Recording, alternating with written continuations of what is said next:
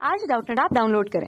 Doubtnut पर अपने सभी गणित, रसायन विज्ञान, भौतिक विज्ञान और जीव विज्ञान के डाउट्स का करो सफाया।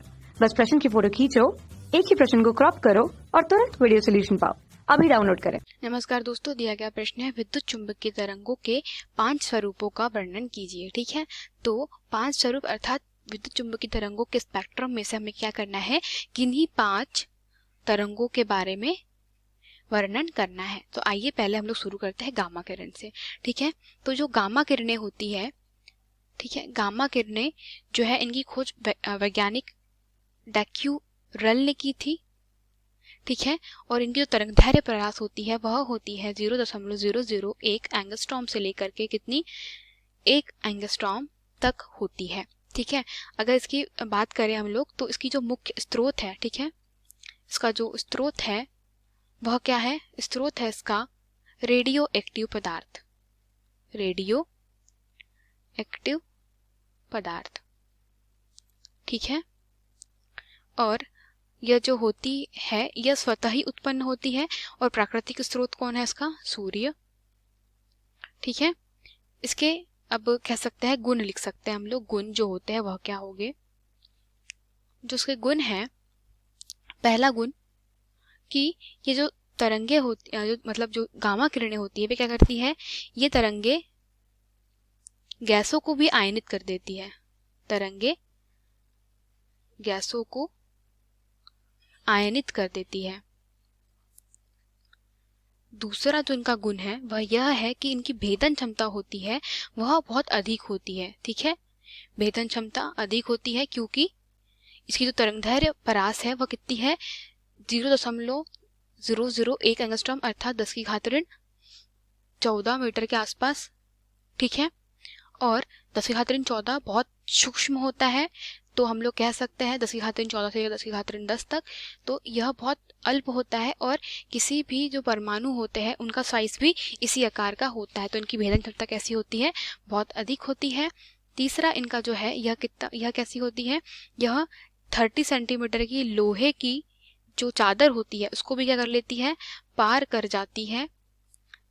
और जो कह सकते हैं कि इसका अगला गुण है कि ये जो किरणें होती है ये बहुत अधिक ऊर्जा युक्त होती है। ठीक है, ऊर्जा युक्त किरणें होती हैं।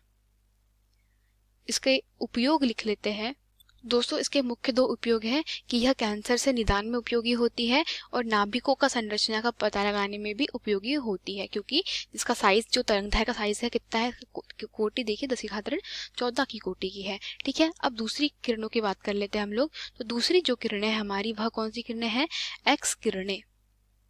ठीक है, जो एक्स किरणें के जो खोजकर्ता थे वह कौन थे, वह थे वैज्ञानिक रॉन्टजन। ठीक है, रॉन्टजन, इन्होंने एक्स किरणों की खोज करी थी और इसका जो कह सकते कृत्रिम स्रोत है वह क्या है, यह भारी धातु पर किसके बौछारों से, कैथोड किरणों की बौछारों से क्या होती है, उत्पन्न होती है, कैथोड किरणों की बौछारों से उत्पन्न होती है। ठीक है, और इसकी जो तरंगदैर्घ्य होती है लैम्डा, तरंगदैर्घ्य होती है वह क्या होती है, वह होती है 10⁻10 एंगस्ट्रॉम से, मतलब 10⁻10 मीटर से कितनी होती है, यह 10⁻8 मीटर की कोटि की होती है, या एंगस्ट्रॉम में अगर दर्शाए इसको तो यह होती है 100 एंगस्ट्रॉम से लेकर के कितनी, यह होती है 1 एंगस्ट्रॉम, मतलब सॉरी 1 एंगस्ट्रॉम से लेकर के 100 एंगस्ट्रॉम तक के बीच में होती है। ठीक है, 1 से 100 के बीच में। तो दोस्तों जो एक्स किरणों के जो मुख्य गुण होते हैं वे क्या होती है कि ये भी जो किरणें होती है वो क्या नॉर्मली गैसों को क्या कर देती है, आयनित कर देती है। इसकी भेदन क्षमता अधिक होती है, परंतु जो गामा किरणें हैं उनसे थोड़ी कम ही होती है, मतलब ये भेद तो कर पाती है, परंतु गामा किरणें जैसे 30 सेंटीमीटर की चादर को भेद कर पाती है, पर तो यह उतनी भेद नहीं कर पाएगी। ठीक है, और जो तीसरा है प्रतिदीप्तिशील पदार्थों से टकराकर क्या करती है, प्रतिदीप्ति उत्पन्न करती है। और जो इसके उपयोग है दोस्तों, इसके मुख्य उपयोग कहाँ होते हैं, चिकित्सा में, जैसे टूटी हुई हड्डियों को पता लगाने में। ठीक है, जैसे एक्सरेज करवाते हैं काय में, टूटी हुई हड्डियों के लिए, पथरी का पता लगाने के लिए, या हम लोग कह सकते हैं कि इसका एक और उपयोग ये भी हो सकता है कि शरीर में किसी मूल्यवान वस्तु अगर छुपाई जाती है उसका भी पता लगाने में एक्सरे का उपयोग किया जाता है, ठीक है। और चूंकि इसकी तरंगदैर्घ्य की कोटि जो है वह क्रिस्टलों की कोटि की बनी हुई है, मतलब जो क्रिस्टलों की संरचना होती है या दो क्रिस्टलों, जो क्रिस्टल के बीच में दो परमाणु के बीच में जो दूरी होती है वो कितनी होती है, 10 की घात ऋण 10 के आसपास होती है। तो इसका अध्ययन करने में भी किसका उपयोग किया जाता है, एक्सरेज का उपयोग किया जाता है। जो हमारी अगली किरण है वह है तीसरे नंबर पे पराबैंगनी किरणें, ठीक है, पराबैंगनी किरणें। तो पराबैंगनी किरणों के बारे में अगर बात करें तो जो पराबैंगनी किरणों के जो खोजकर्ता थे वह कौन थे, वैज्ञानिक रिटर थे। और इसकी जो तरंगदैर्घ्य की कोटि है वह कितनी है, 100 एंगस्ट्रॉम से लेकर के कितनी 4000 एंगस्ट्रॉम के बीच में, ठीक है। अगर इनके गुण की बात करें तो जो गुण है वह क्या है, इसकी पहला गुण है इसकी जो भेदन क्षमता होती है अच्छी होती है, अर्थात गामा किरणों और जो हमारी एक्स किरणें हैं उनसे थोड़ी कम होती है, परंतु यह भी क्या करती है, हल्का सा चीजों वस्तुओं को भेज सकती है, ठीक है। एक यह क्या करती है, चिन्हों के परीक्षण में उपयोगी होती है, अर्थात मतलब वह मैचिंग जो मैच होता है ना, मैच कर सकती है पराबैंगनी किरणें, ठीक है। और यह कांच के द्वारा क्या होती है, अवशोषित हो जाती है, यह इसका मुख्य गुण है, ठीक है। जो पराबैंगनी किरणें हैं वह कांच के द्वारा अवशोषित हो जाती है। अगर अगले इसके उपयोगों की बात करें तो उपयोग क्या है, इसके उपयोग है प्रकाश विद्युत प्रभाव में उपयोग किया जाता है इसका, और फिंगरप्रिंट की जांच में भी उपयोग किया जाता है, ठीक है। इसके बाद हमारे पास में जो अगली किरण है वह कौन सी है, अवरक्त किरणें हैं, ठीक है।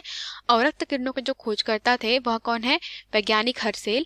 इसकी जो तरंगदैर्घ्य की कोटि है वह कितनी है, 8000 एंगस्ट्रॉम से लेकर के 10 की घात 7 एंगस्ट्रॉम तक के। इसका जो स्रोत है यह किसी भी वस्तु को अत्यधिक गर्म करने से क्या होती है, उत्पन्न हो जाती है। और हम लोग कह सकते हैं कि ये विकिरण जो होती है वो बहुत अधिक ऊष्मीय ऊर्जा वाली होती है, मतलब इनकी जो ऊष्मीय ऊर्जा होती है बहुत अधिक होती है, इसलिए इसको ऊष्मीय ऊर्जा भी इसको ऊष्मीय किरणें भी कहा जाता है। इसका जो गुण है, पहला गुण इसकी ऊष्मा बहुत अधिक होती है, जैसे आपको बताया कि इसको ऊष्मीय ऊर्जा भी ऊष्मीय किरणें भी कहा जाता है, ठीक है। और दूसरा जो इसका गुण है वह यह है कि इन किरणों का जो फैलाव होता है कम होता है। तो क्या किया जाता है, इसे उपयोग देखिए इसका, तो उपयोग क्या है कि कोहरे में वस्तु को देखने के लिए किया जाता है, और ग्रीन हाउस में पौधाघर प्रभाव में उपयोग किया जाता है इसको, ठीक है। मतलब किसको, ग्रीन हाउस में पौधों को गर्म करने के लिए उपयोग किया जाता है अवरक्त किरणों का। और जो अगली किरण है हमारे पास में वह कौन सी है, लघु रेडियो तरंगे दोस्तों। और इसकी जो खोज की थी वह किसने की थी, हर्ट्ज के द्वारा की गई थी। इसकी तरंगदैर्घ्य की परास है 10 की घात ऋण 3 मीटर से लेकर के 1 मीटर के मध्य में। इसके जो गुण है, यह पहला कि यह काफी लंबी दूरी तक जा सकती है, अर्थात यह फैलती नहीं है, यह काफी दूर तक के चली जा सकती है। दूसरा है कि यह जो वस्तु है उनको हल्का सा गर्म कर देती है, ठीक है। और इसी का अगर हम लोग कहें इसका एप्लीकेशन क्या हो जाएगा कि वस्तु को चूंकि यह गर्म कर देती है तो क्या किया जाता है, इसका उपयोग माइक्रोवेव में खाना पकाने में इसका उपयोग किया जाता है, ठीक है, माइक्रोवेव में। और चूंकि यह बहुत लंबी दूरी तक जा सकती है तो टीवी और संचार के इसमें इसका उपयोग किया जाता है। तो यही हमारे प्रश्न का उत्तर था दोस्तों, कि विद्युत चुंबकीय तरंगों के 5 स्वरूप कौन से, गामा किरणें, एक्स किरणें, पराबैंगनी किरणें, अवरक्त किरणें तथा लघु रेडियो तरंगे। धन्यवाद। कक्षा 6 से 12वीं से लेकर नीट, IIT, JEE वो एडवांस के लेवल तक 1 करोड़ से ज्यादा छात्रों का भरोसा। आज ही डाउनलोड करें डाउटनेट ऐप या व्हाट्सएप करें अपने सारे डाउट्स 8400 400 400 पर।